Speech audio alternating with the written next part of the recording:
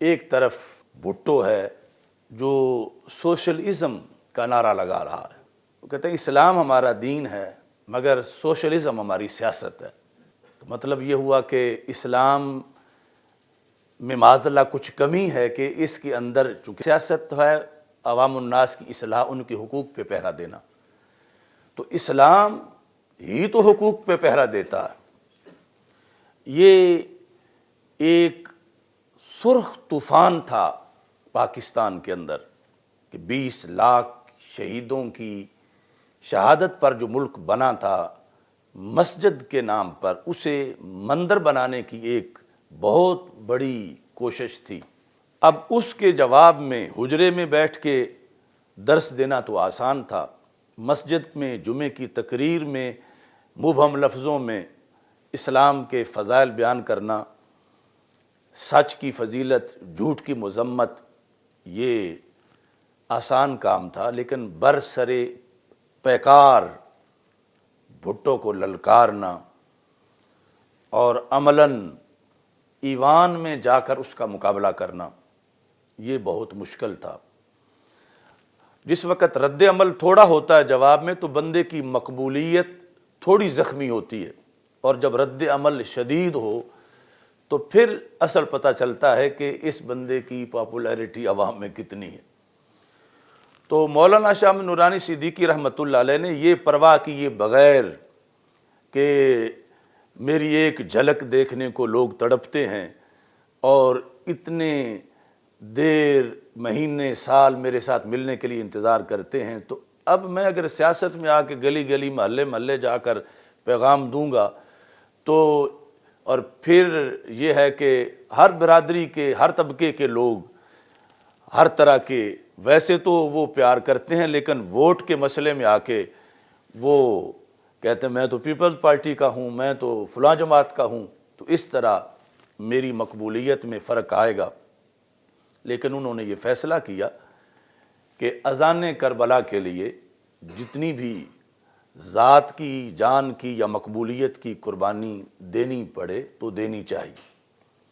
اور اس لیے برملا کہتے تھے بتا اے شیخ کیوں ابن علی نکلے تھے میدان میں، اگر حجرے میں ہو سکتی تھی روشن شمع ایمانی۔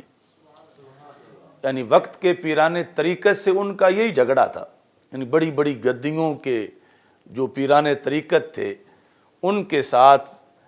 جیسے بدقسمتی سے آج ہمیں بھی جھگڑنا پڑتا ہے، تو اپنے عہد میں انہیں بھی ایک لحاظ سے جھگڑنا پڑا۔ انہیں بار بار وہ مختلف خانقاہوں پہ گئے، مختلف آستانوں پہ گئے اور جا کر پیران طریقت کو اس سلسلے میں تبلیغ کی، کھڑا کیا، اور بہت سے پیران طریقت نے ساتھ بھی دیا، لیکن بہت جگہ سے نا امیدی بھی ہوئی، مخالفت بھی ہوئی۔ تو یعنی اس مقصد کے لیے کسی نے کہا کہ یہ تو درویشوں کا کام ہی نہیں جو آپ ہمیں کہہ رہے ہیں، یا یہ ہے کہ ہماری تو کرامت سے سب کچھ ہو سکتا ہے، یا ہم تو وہ ورد وظیفہ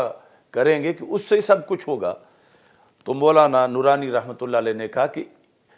تمہاری گدی چھوٹی ہے، امام حسین رضی اللہ تعالیٰ عنہ کی مسند بہت بڑی تھی، اور تمہارے دم درود میں وہ تاثیر نہیں جو ان کے دم درود میں تاثیر تھی، اور تمہاری تبلیغ کے اندر اتنی پاور نہیں جو ان کی تبلیغ میں پاور تھی، لیکن اس کے باوجود انہیں مسجد نبوی شریف کا مصلی اور ممبر چھوڑ کے کربلا جانا پڑا۔ بتا اے شیخ کیوں ابن علی نکلے تھے میدان میں، اگر حجرے میں ہو سکتی تھی روشن شمع ایمانی۔ تو اس بنیاد پر یعنی پاکستان کے اندر اس آخری عہد میں مولانا شاہ احمد نورانی صدیقی رحمۃ اللہ علیہ نے یہ ایک فکر اجاگر کی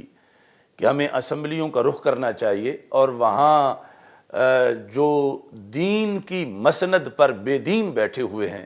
ان کو ہٹا کر پاکستان کی اس مسجد میں جماعت کرانی چاہیے، اذان دینی چاہیے کہ جس مسجد کو مندر بنانے کی مسلسل کوششیں ہو رہی ہیں، بہر سے انگریز اپنے مختلف جو اس کی ایجنٹ ہے ان کو مسلط کر کے اپنا مطلب نکال رہا۔ تو یہ اہل سنت و جماعت کے اندر انہوں نے ایک بیداری پیدا کی کہ حقوق اہل سنت پر پہرا تب ہی دیا جا سکتا ہے جب نظام اہل سنت کے ہاتھ میں ہوگا۔ تو نظام کی جو جد و جہد ہے یہ عبادت ہے، اور اس کو عبادت سمجھ کے